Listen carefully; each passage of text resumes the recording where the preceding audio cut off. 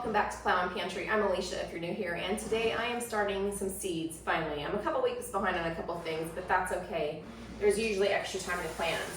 First, though, I wanted to show you some new stuff I got. I have spent a couple years ordering from different companies and trying to find good quality seed starting supplies and pots and things that I can reuse and that are gonna last through the weathering and the use and all that. And I have been kind of disappointed in some brands that have come recommended by some people. And so after buying several different brands over several different years and then retrying a few, this year I made room in my budget to buy some good quality stuff from Bootstrap Farmer. This is not a sponsored video, just want to share that I absolutely love their supplies. I'm probably going to order more from them, but I wanted to get started. I have these seed starting trays. These are called 10-20 trays usually. I think that's just because they're like 10 by 20. Have a couple seed starting trays. I like these because I start a lot of seeds and this allows me to start a lot. And then these, the things that go underneath them so that you can water and it drips out these holes into here. They are so sturdy. These things, you guys, regular, like if you've ever bought Jiffy ones at Lowe's or anything like that and they crinkle and all that, these are good quality seed starting trays. And I also, now this I have not tried before and I'm very curious. I got several of these humidity domes, and what drew me to these was that they are taller. I feel like I don't always get my seedlings where I want them to be before I need to remove the humidity dome after they've sprouted, because sometimes I want to trap it in there. You don't technically need the humidity dome after they've germinated, but I like to trap some moisture in there sometimes. And these were not only taller, but they have these little dials that I can open and close to let it be more or less humid, instead of previously I would have to take off the regular ones and find a place to sit them. So I got a few of those to try. Don't need that many because I don't keep that many seedling trays out there at a time. I keep them in like an office room in our house because I pot them and I reuse these for new seeds later in a few weeks. So I got several of those. Let's see. Several of these to go under the seed starting trays, and then also to carry the pots out to I keep them under the lights in my garage, and then I take those, they have to be hardened off in and out, and I take them out to the garden. I, a long time ago, decided to go with square pots because they are more stable when I'm carrying trays in and out. I used to use red Solo cups. My husband would drill holes in the bottom for me. And when I walked, if I stumbled, I'm klutzy, okay? If I stumbled at all, they weren't as stable, but these, because they're square, lock each other in place. So for 4 or 5 years now, I've been using just square pots. I went smaller this time. I might get the next size. These are 2.5 inch, I think. I might get some more for when I do tomatoes, when I pot them up. I like to put those in slightly bigger pots. They need a little more room as they grow. I was gonna get all black because I'm kind of boring that way. But then I decided to go ahead and get a pack of these rainbow color ones just for fun. I was thinking maybe I would color code the plants I have, but that would require having the exact right amount of each color, and that would drive me nuts if I didn't and had to split a category. So we'll see what I end up doing. But just some fun stuff here before I got started on the seeds that I just wanted to show you in case you're looking for some quality seed starting supplies. I'm probably only going to get 1 or 2 trays done today and get this stuff out of the way and start with 1 tray. They have really good customer service too, y'all. Just saying. Okay, so I have some seed starting mix here that I just start to push into here, into the seed starting tray. Now I have, over time, had success with a lot of different ways to seed start. I, for years, did those little Jiffy peat pellets that you soak in water and they poof up and then you put a seed in them. And those worked just fine for me. I do feel like because those are just peat, you have to, once things sprout, you have to get stuff out and pot it up right away because they start to need nutrients. And when I use like a seed starting mix like this, it's still light enough, like the Jiffy peat pellets or the peat or whatever you use, but it has a little bit of nutrients in it. This is, what is this stuff called? Let me look at my bag. It's right here. It's from FoxFarm Light Warriors. You guys, the big bags of this seed starting mix are so light. It's crazy. I can lift bag after bag of this and not have a problem with it. This is a gigantic spatula I got one time with an appliance. It may have been my stand mixer. I don't remember for sure. And I just use it for this. I like that I can scoop a big amount and then kind of just shove it into the holes, scraping it across. Today I am planting a lot of peppers. I don't think I have all my peppers in there. A couple flowers and herbs. Some onions, one type of onion. I'm gonna be experimenting a lot this year with different ways to do onions and different types. Some zone pushing, because last year, so I just got some sprouts in the mail. I don't know where I put them. Some red onion. I think they're candy apple red, I'm not sure. Sprouts in the mail, like the little starts. That's what I normally like to use. I just got some, which means it's time to plant them out. Last year, I bought my sprouts late, my starts late, and planted late. And I had great onions last year. So I'm gonna kind of experiment this year with different planting times. And see if it really matters that much, if they really are better if you start them in the cool spring weather, or if it's just about getting ahead of the game. I don't know. I'm also gonna be experimenting with some zone pushing, meaning I'm gonna be growing some onions that are not the right ones for my area. So if you're not familiar with onions, there are short day, intermediate day, and long day onions, and those have to do with the amount of sunlight you get. And technically, if you look at my place on a map for onion places, it will tell you that I should have short day or intermediate day, and different maps will tell me one or the other. Some of them will tell me I can do either. But I can tell you, I have not had good luck with short day onions at all here. And last year, I planted some that were sweet long day onions, and they did great for me, in addition to intermediate day. So I'm gonna be experimenting with some long day onions. For long day onions, you're supposed to get like 14 to 16 hours of daylight in the summer. I just looked up this morning, like using my sunrise sunset on the like vernal equinox in June when it's officially summer, the longest day of the year. I had like 14 and a half hours that day. So I'm barely in that range, although there's no map that says I should be. In fact, I'm really nowhere close on the map, but I'm just gonna mess with that and see.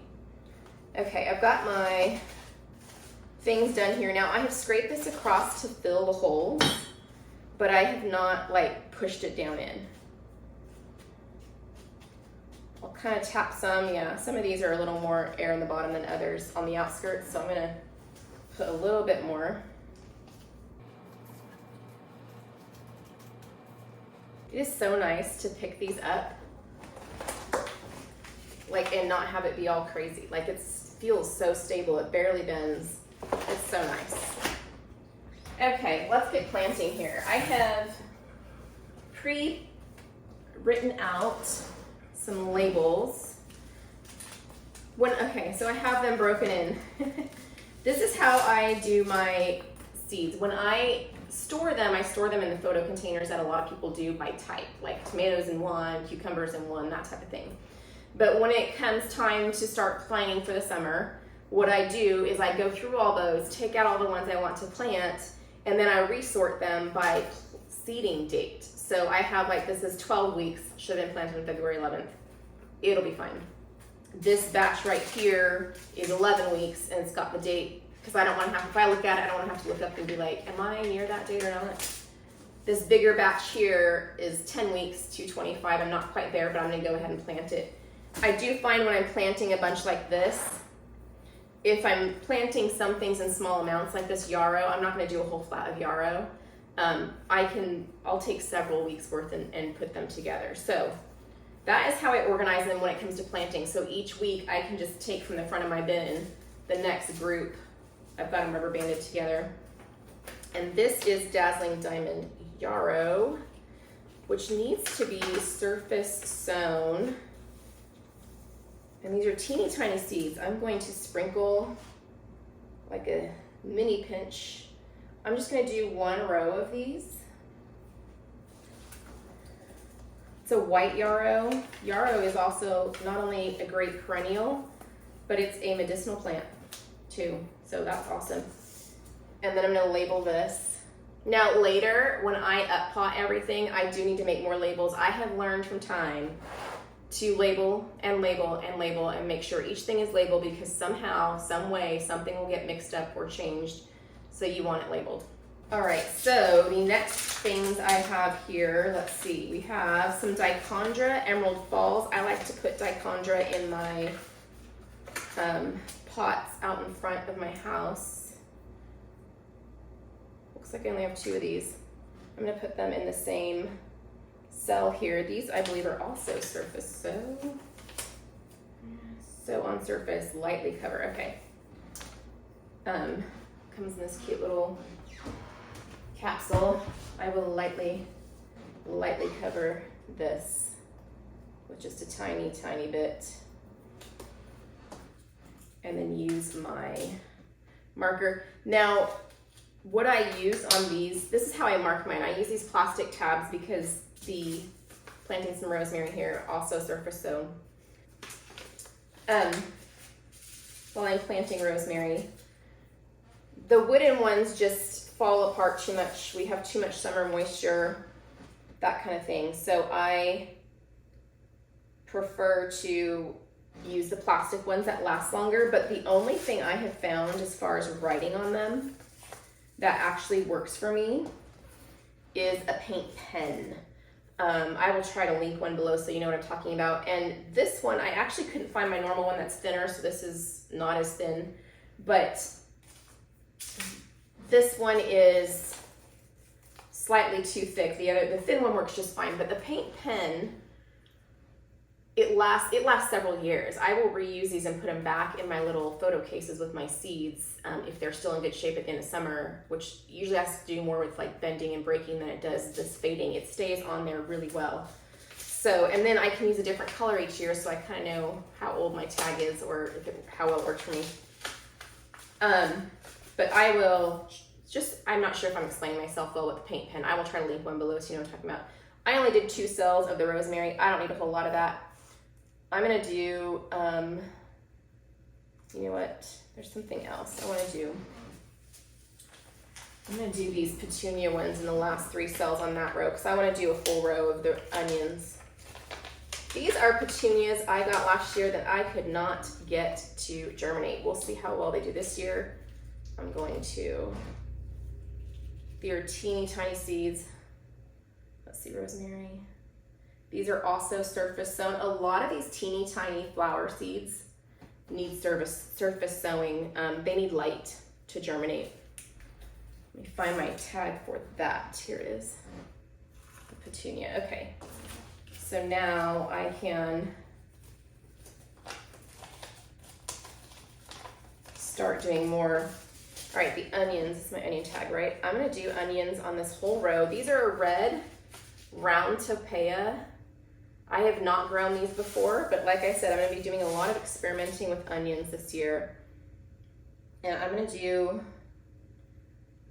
a pinch per cell. I'm trying to kind of sprinkle them out, but onions are often grown, like the starts you get, they're grown close together. So it's not a hard thing to kind of tease them apart when you go to plant them outside. These do need a little bit of cover. Sprinkle a light layer on top. I'm gonna kind of tap it down. And we'll see how many of those come up and if I like them.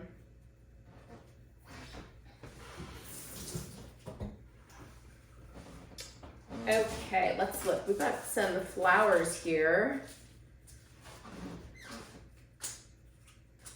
Lay these out so I can see them all.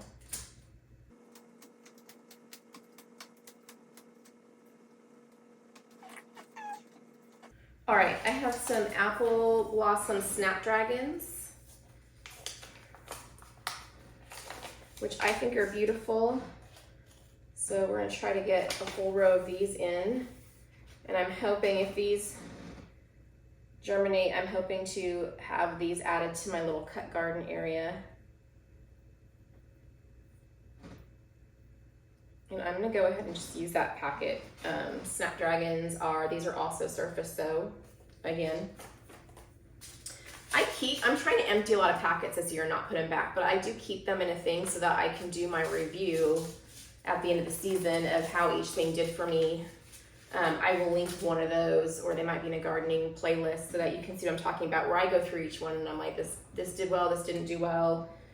And I compare from different companies and stuff too when I do that. All right, some bee balm. I grew bee balm, it's wild bergamot last year. It did great, and it was really, it's different. I liked it because it was different, I think. I'm just gonna do like half a row, 3 cells of that. It's a great medicinal herb in addition to surface, so yeah. In addition to just having a pretty flower that you could use as a cut flower if you want. So, bee balm, I need something else here. What do I want to only plant a few of? Let's go with the jigsaw pepper. I grew these last year and I just thought they were such a fun plant. They're short but beautiful. They have this variegated purple and green and white leaf on them. And the peppers are teeny tiny. I'm just gonna do like 2 per section here. The peppers are teeny tiny, but they are very, very hot, very hot. So I thought this year I might try some fermented hot sauce with them and just a combination of hot peppers, I'll just mix them together. And I've made hot sauce, but I have not done fermented hot sauce, and I kind of want to try that. And these do need to get down a little bit. I use toothpicks when I'm planting for a lot of things. I will poke things down with toothpicks, but also if you have tiny seeds that you you want to separate, you don't want to plant them in a big bunch like I just did with the flower seeds, you can use the toothpick if it has a wet tip to kind of pick up a couple and roll it onto the dirt. So I do that too. Get these going down here. Peppers, I do a couple per cell, and then I either, if too many sprout that I need, then I will give them away when I pop them. Or sometimes they just don't sprout. Okay, jalapenos, I want a whole row of.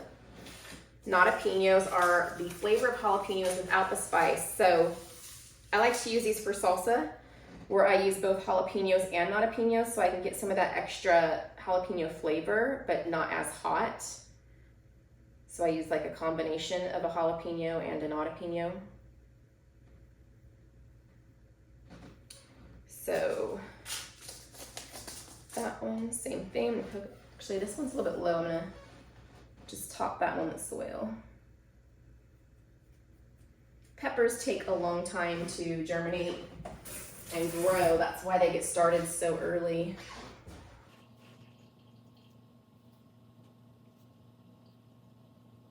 As we get closer to the season, there will be more started each week. All right, I'm gonna keep going and just let you see what I'm planting here.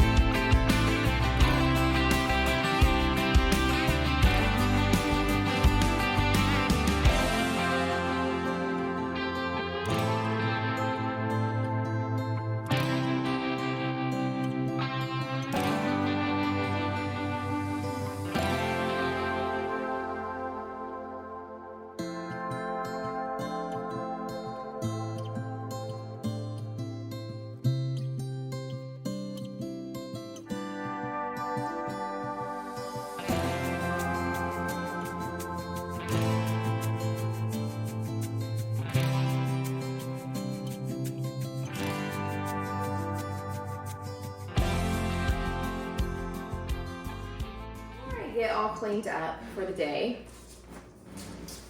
I did want to try starting my own sweet potato slips this year. Found this unused plastic box downstairs in my basement. And so I have grown sweet potatoes plenty of times before. They are easy to grow. They're great. They're fun. They're fun to harvest. It's like finding buried treasure.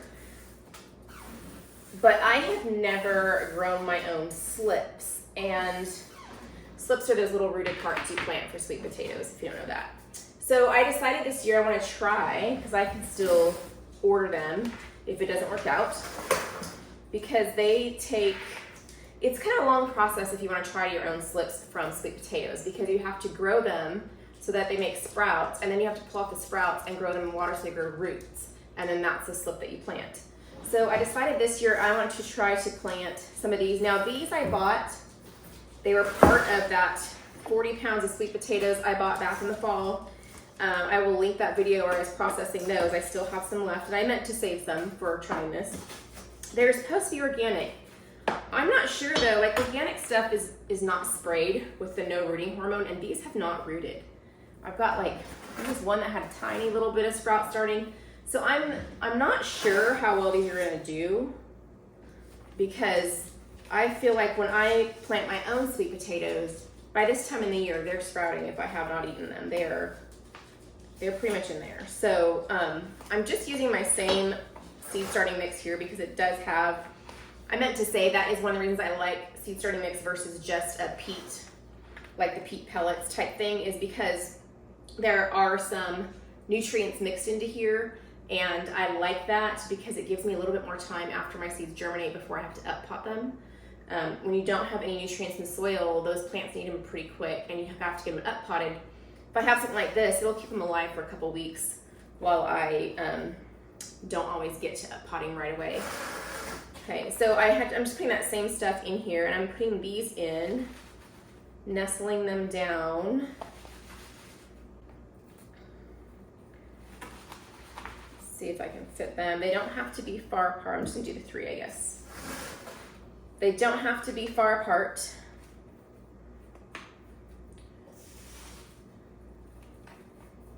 But you don't want to plant them this way or this way. You want to plant them sideways. And I'm just going to keep these over in on my table where I have my heat mat. I'm going to cover them with one of my black seed starting trays, you want to block out light, from my understanding, until they sprout.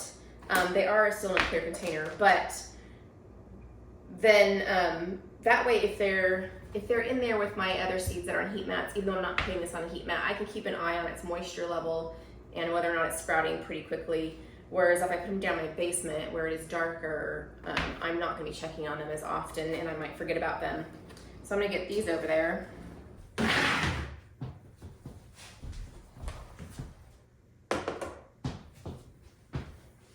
Now it's time to get all this stuff cleaned up, and next week I'll be starting some more seeds. Thank you guys for joining me. I will see you next time.